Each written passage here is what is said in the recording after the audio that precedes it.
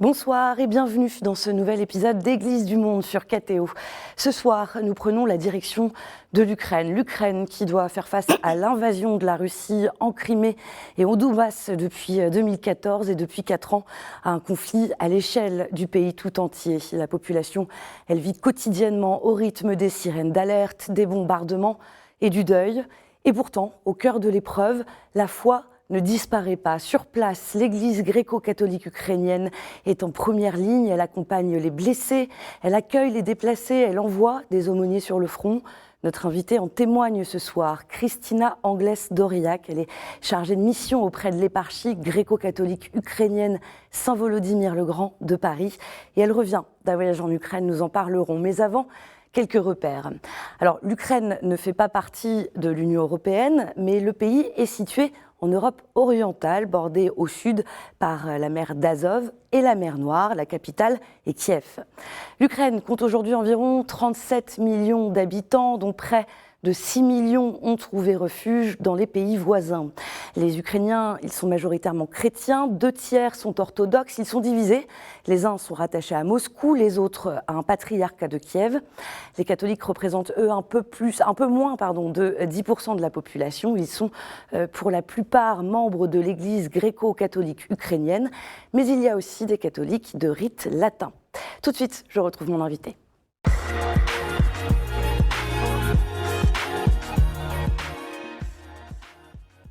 Kristina Angles-Doriak, bonsoir. Bonsoir. Merci d'être avec nous sur le plateau d'Église du Monde. Merci à vous.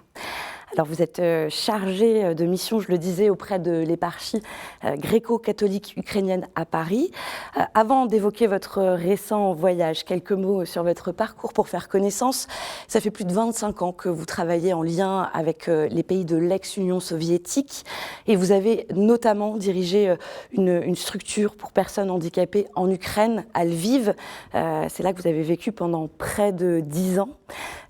Qu'est-ce que cette expérience vous a appris de la société ukrainienne ?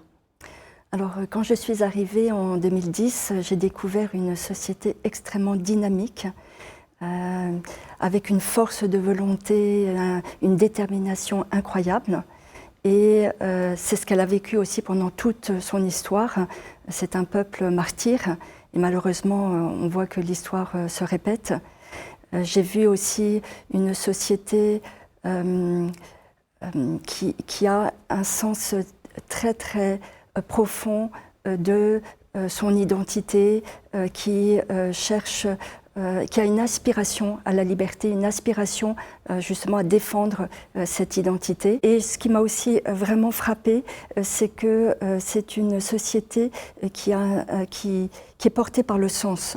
En fait, on peut déplorer dans nos sociétés occidentales une certaine perte de sens, mais en Ukraine, le sens est vraiment là et on le voit parce qu'ils sont prêts maintenant aussi à donner leur vie pour leur pays et pour leurs enfants. On va en parler justement. Vous y étiez en Ukraine au mois de janvier dernier. Pour contextualiser, c'était une mission donc, pour étudier la faisabilité d'un projet, un projet ici en France, à Lourdes précisément. Est-ce que vous pouvez nous expliquer ce projet dans un premier temps pour contextualiser un peu ? Oui, alors d'abord il faut dire que les souffrances du peuple ukrainien sont immenses au niveau physique, au niveau psychologique, au niveau moral, et toute la société est mobilisée, et également l'Église gréco-catholique ukrainienne. Et l'Église a le souhait de développer à Lourdes un centre de guérison spirituelle et psychologique pour les victimes de la guerre. Alors, pourquoi Lourdes ? Aussi parce qu'elle a une paroisse depuis environ 40 ans. Et puis, Lourdes, c'est le lieu de la guérison par excellence. Et voilà, je voudrais aussi en profiter pour remercier le sanctuaire et le recteur qui a un accueil très favorable à ce projet. C'est très difficile d'avoir des données précises sur cette guerre en Ukraine. On parle de plus de 400 000 morts ces 4 dernières années. Samedi dernier encore, tout le monde est touché. Samedi dernier, un véhicule médical, partenaire du Secours catholique, de l'œuvre d'Orient, a été ciblé par l'armée russe dans la région de Soumy, dans la ville de Soumy. Au-delà de ces chiffres, vous étiez sur place, vous avez voyagé dans plusieurs villes. Dans quelles conditions est-ce qu'ils vivent aujourd'hui les Ukrainiens, les Ukrainiennes que vous avez rencontrés ? Alors le quotidien est extrêmement difficile. c'est des alertes et des alertes jour et nuit. On peut être réveillé dans son sommeil profond, on regarde Telegram, on regarde qu'est-ce que c'est comme type de missile, est-ce qu'on va dans les abris ou pas. Et puis, bon, j'y étais au mois de janvier et il faisait particulièrement froid. C'était un des hivers les plus rudes depuis le début de la guerre. Il faisait environ -20 à Kiev. Et en plus, une recrudescence des attaques russes sur les structures énergétiques. Donc ça veut dire pas d'électricité, pas d'électricité, pas de chauffage, pas d'eau. Et alors on a aussi sur Telegram les horaires de l'électricité. Parfois c'est 4 heures par jour. Et donc ça demande toute une organisation. Quand est-ce qu'on lave son linge, quand est-ce qu'on se lave les cheveux et qu'on se les sèche.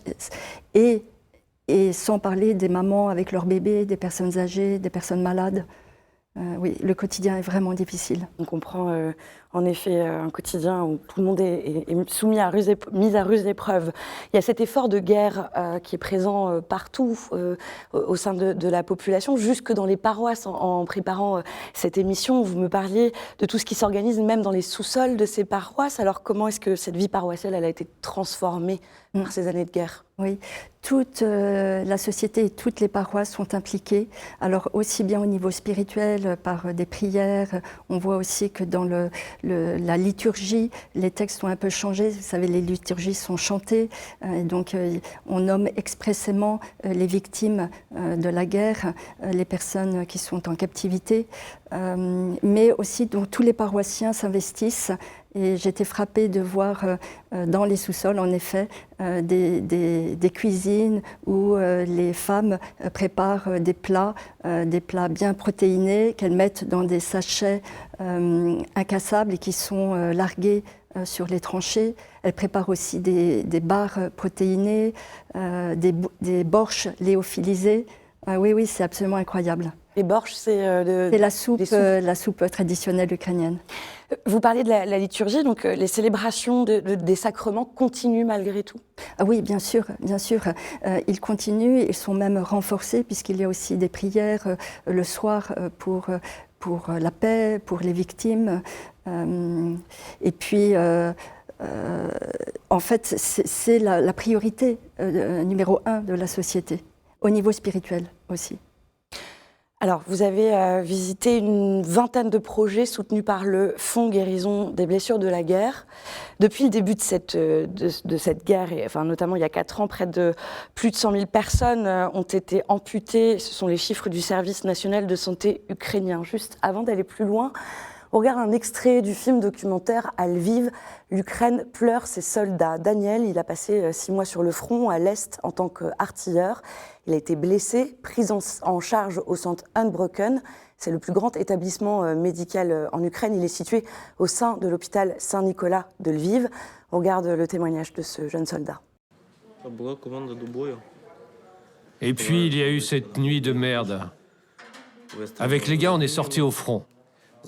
On a lancé une grenade, puis une deuxième, et juste au moment où la nôtre explosait, une grenade ennemie nous est tombée dessus. On a pris cher. Mon copain est mort devant moi. Moi, j'ai tout vu.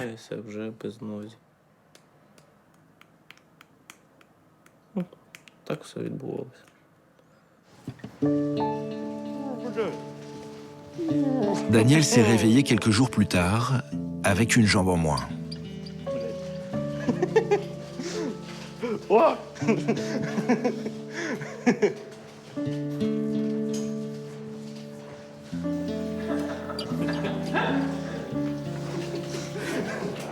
Я зачасту розказую людям, що мені кула в Єгипті ногу.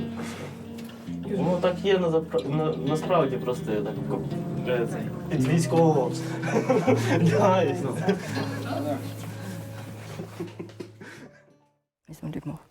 À Lviv, l'Ukraine pleure ses soldats. C'est une coproduction KTO Zorn Productions et c'est un documentaire réalisé par Frédéric Jakovlev que je vous invite à regarder en intégralité, à retrouver sur notre site internet.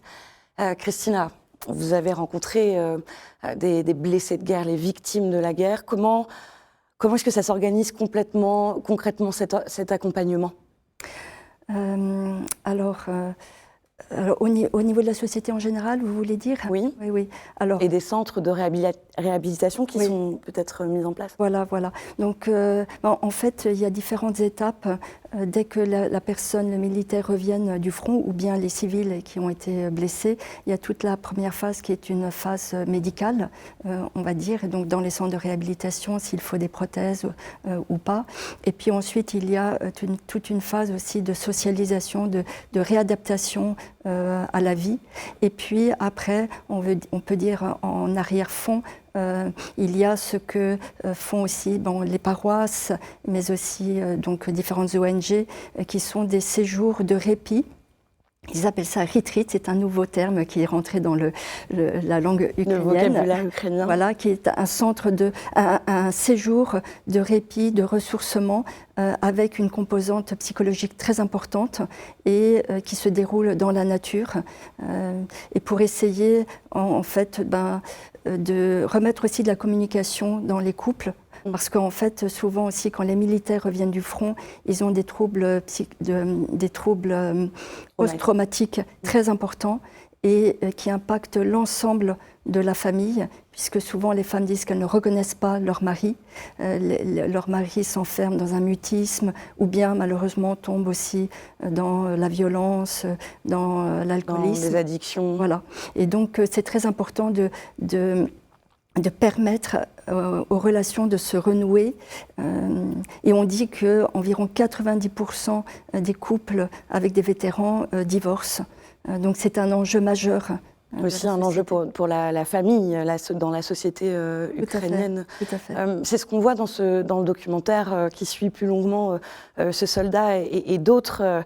Il explique aussi qu'il attend d'être soigné, de récupérer sa prothèse pour repartir sur le front. En fait, c'est des parties de la population qui sont plus adaptées à la vie en société. Oui. Alors parfois, ils repartent aussi sur le front parce qu'ils ont besoin de trouver un sens à leur vie et ce sens, il est là-bas sur le front. Et alors, en effet, il peut y avoir aussi un effet de fuite de la société, mais ils ont beaucoup de mal à se retrouver avec les autres. Il y a un fossé qui se creuse. Vous en parliez, mais j'aimerais qu'on revienne un peu dessus, sur les moyens mobilisés par les diocèses pour accompagner non seulement ces blessés de la guerre, mais toutes les autres victimes, parce qu'on comprend bien, ce sont des femmes qui attendent leur fils, leur mari, partis sur le front, des familles endeuillées aussi. Oui. Alors en effet, les victimes, le spectre des victimes est très très large et c'est ce qui m'a aussi vraiment frappée. Pourtant, je le savais intellectuellement, on va dire, et puis je suis beaucoup l'actualité, ce qui se passe en Ukraine, mais là, de voir le spectre des victimes, et en effet, ce sont les militaires qui reviennent, ce sont les personnes qui reviennent de captivité, mais c'est aussi les familles endeuillées, les familles de ceux qui sont en captivité, les familles des disparus. Et ces deux catégories sont des catégories extrêmement sensibles parce qu'elles sont dans une attente insoutenable. Voilà. Et donc, oui, les diocèses, les paroisses ont pour certaines vraiment un service pastoral pour les accueillir et organisent ces retreats, comme je disais, dans la nature. Et donc ça peut être pour les couples ou bien aussi avec les enfants. Ça peut être aussi pour les femmes de personnes qui sont décédées. Les mères, souvent on ne les mélange pas. Voilà. C'est aussi ce que j'ai appris pendant mon séjour. Toutes ces catégories, on ne les mélange pas parce que chacune a sa douleur propre et le fait de voir la douleur des autres peut être un déclencheur pour leur propre douleur. Voilà, par exemple, les familles qui sont dans l'attente de leurs proches en captivité, on ne les met pas avec des familles endeuillées. Voilà, ça se comprend. Et donc, effectivement, tous ces séjours, ils sont organisés dans l'ensemble du pays. Alors, ça peut être dans les Carpates, mais ça peut être aussi dans des lieux spirituels en Ukraine. Qui deviennent des lieux d'accueil. Exactement. Et quelle place, quelle reconnaissance justement pour l'Église et tout ce qu'elle met en place aujourd'hui dans le pays au niveau de la société, comment est-ce que la société voit cette aide de l'Église, cette présence de l'Église? Alors, d'un très bon œil. Et alors, j'ai pu aussi discuter avec des personnes de Kharkiv et qui me disaient que même des personnes qui ne sont pas gréco-catholiques vont vers l'Église gréco-catholique parce qu'elle offre voilà, ce soutien. Donc, je pense que c'est vraiment un baume sur le cœur, comme diraient les Ukrainiens, de voir cette mobilisation de l'Église. Au cours de votre voyage, vous avez aussi accompagné Monseigneur Boris Gudziak, si je prononce correctement, c'est l'archevêque de l'archi-éparchie catholique ukrainienne de Philadelphie. C'est aussi le président de l'Université catholique d'Ukraine. On va regarder une vidéo, c'est vous qui nous l'avez communiquée. C'était à Ternopil. Alors, le 19 novembre dernier, plusieurs immeubles ont été touchés. Une quarantaine de personnes ont perdu la vie alors qu'elles se préparaient à aller au travail ou à l'école. Et Christina, donc notre invitée, lors de son voyage avec Monseigneur Gudziak, elle est allée à la rencontre des survivants. Et c'était aussi un temps de recueillement, de prière sur les lieux du drame. Here, a rocket fell ahead of me 30 yards. The blast was so strong that 100 cars in this parking lot burned. And in this building, 14 people burned to death, including the daughter and granddaughter of the woman to my right. The woman to my left survived with her grandson. This war is barbaric. It's a war against the people. It's a genocide. I ask you to pray, to speak the truth about this war, and to be in partnership with these brave people. The daughter and granddaughter will never return, but the truth can be preserved. The truth needs to be told to our politicians, to the politicians of the world. It is the mighty that killed the meek. Blessed are the meek. The Lord receives them. But those who make decisions need to know the truth. Merci Christina d'avoir partagé cette vidéo avec nous. Comment cette dimension spirituelle, pastorale, elle a marqué votre voyage? Elle était très présente et c'était très beau parce que donc on avait tous les jours la messe, bien sûr. Alors c'était des messes parfois en tout petit comité, on était 5, 6, un peu comme dans l'église des Catacombes, dans les sous-sols des églises, des chapelles où on était accueillis. Hein. Parfois c'était des messes beaucoup plus fastueuses, on va dire. On a été accueillis par différents évêques locaux. Et puis on priait aussi dans la voiture. On priait sur le chemin d'une ville à l'autre. Voilà, c'est ça. Voilà, c'était très beau aussi d'être inclus dans ces prières. On nous donnait parfois la parole, on nous demandait de lire les textes. Et c'était beau parce que c'était aussi très important de pouvoir porter les personnes qu'on rencontrait ou qu'on allait rencontrer, de pouvoir les offrir au Seigneur. Parce que c'est vrai qu'on a vu, on a entendu quand même des témoignages lourds. Et sans cette aide, sans Dieu, on n'est rien. On a besoin de les remettre au Seigneur. C'était notamment votre prière à Ternopil, cet endroit Alors en effet, à Ternopil, quand on est arrivé devant ce bâtiment, en fait, il y a eu au total 40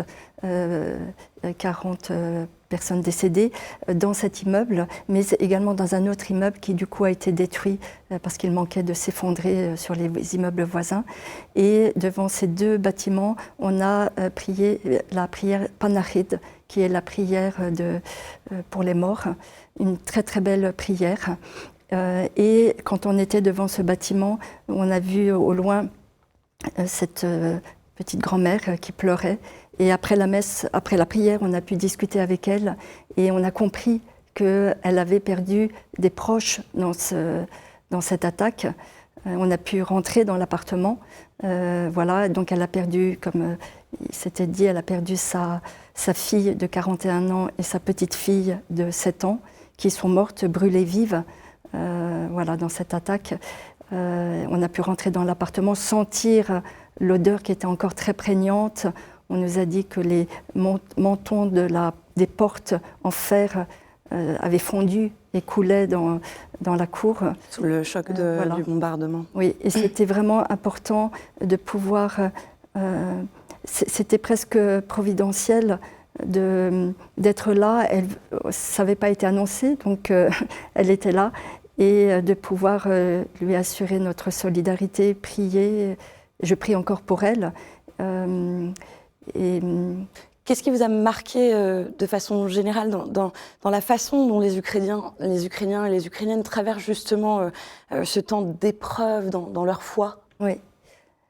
Je suis frappée par leur humilité, leur dignité et leur résilience.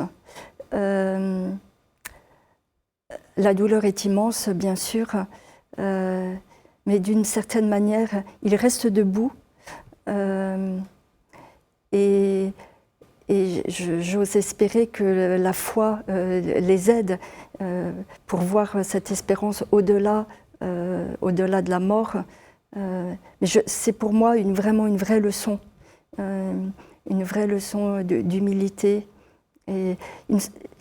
Alors, ils ne sont pas tant dans la révolte. Ils auraient de quoi, ils ont une aspiration à la justice qui est normale, mais une grande humilité. Christina, juste avant de se quitter, je vous propose de passer à la toute dernière partie de cette émission. Je vais vous poser 3 petites questions. Quelle église dans laquelle vous aimez vous rendre quand vous êtes en Ukraine? Alors j'aime aller à la cathédrale Saint-Georges à Lviv, qui est une très belle cathédrale baroque qui surplombe la ville. Et pour moi, elle est le symbole de la renaissance de l'Église gréco-catholique. Et d'ailleurs, dans sa crypte, il y a le tombeau de plusieurs patriarches qui ont marqué l'histoire des catacombes, le patriarche Sheptytsky et le patriarche Slipi. Quelle figure marquante? Alors c'est le bienheureux Omelian Kovch, Émilien Kovch en français, qui est un prêtre qui a vécu au XXe siècle et qui a en Galicie, en Ukraine de l'Ouest, et qui a traversé toutes les turpitudes de cette région, les 2 guerres mondiales, mais en plus les autres guerres qu'a vécu l'Ukraine de l'Ouest, qui a été complètement donné à ses paroissiens. C'était un prêtre qui a sauvé des Juifs et qui a été ensuite envoyé dans le camp de concentration Majdanek en Pologne. Et là, il a eu la possibilité d'être libéré par le patriarche Sheptytsky, mais il a refusé parce qu'il voulait être auprès des prisonniers. Il disait « Je suis le seul prêtre qui peut les aider à faire le grand passage, à les accompagner vers le grand passage pour qu'ils puissent passer avec le cœur en paix. » Et il disait je prie le Seigneur, je remercie le Seigneur 1000 fois par jour d'être là. Et en dehors du ciel, il n'y a pas d'autre lieu où je souhaiterais être. Et une intention de prière pour conclure pour les catholiques en Ukraine? Alors, et pour toute l'Église, pour tous les Ukrainiens, je dirais, pour la paix, bien sûr, et pour toutes les victimes. Je crois en la puissance de la prière et vraiment, il faut prier pour toutes ces victimes. Merci beaucoup, Christina Angles-Doriac. Merci d'avoir été avec nous. Merci de votre témoignage. Merci. Et tout de suite, on continue avec la chronique du monde. Cette semaine, nous prenons la direction de l'île Maurice.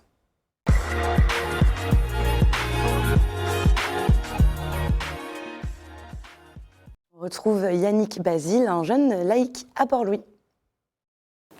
Si l'on me demandait quel est mon effort de carême, je parlerai d'un petit déplacement intérieur, un ajustement, une décision discrète mais ferme. Pour beaucoup, le carême se tient en 3 mots simples: le jeûne, la prière, le partage. 3 invitations à sortir de soi pour revenir à l'essentiel. Cette année, le diocèse de Port-Louis propose un calendrier de carême 2026. Un calendrier qui ne se contente pas de belles intentions, mais qui suggère des actions concrètes, quotidiennes, accessibles à tous. Pas des résolutions impossibles, pas de promesses héroïques, des gestes simples, un pas après l'autre, car le vrai défi n'est pas toujours spectaculaire, il se cache dans les détails. Moins de temps passé devant nos écrans, retenir un jugement facile sur un voisin, choisir une parole plus douce avec un collègue. Dans son message de carême, Monseigneur Jean-Michel Duron laisse de côté la traditionnelle lettre pastorale. Il mise sur un message clair, direct et surtout sur un appel à l'action. L'Église de demain à Maurice se construit dans les choix quotidiens de chacun. Le carême n'est pas une parenthèse religieuse, c'est une école de cohérence, une manière de réapprendre à vivre plus libre, plus attentif, plus solidaire. Alors, si l'on me demande quel est mon effort de carême, je répondrai simplement avancer, un jour à la fois. De la part de tous les membres du diocèse de Port-Louis, recevez mes vœux pour un carême habité, lucide et profondément transformant. Et c'est la fin de cette édition. Merci d'avoir été avec nous. Cette émission, elle est à revoir sur kto.tv.com, à réécouter sur les plateformes de podcast et sur l'application KTO Radio. Je vous souhaite une très belle semaine. Prenez soin de vous et à jeudi prochain.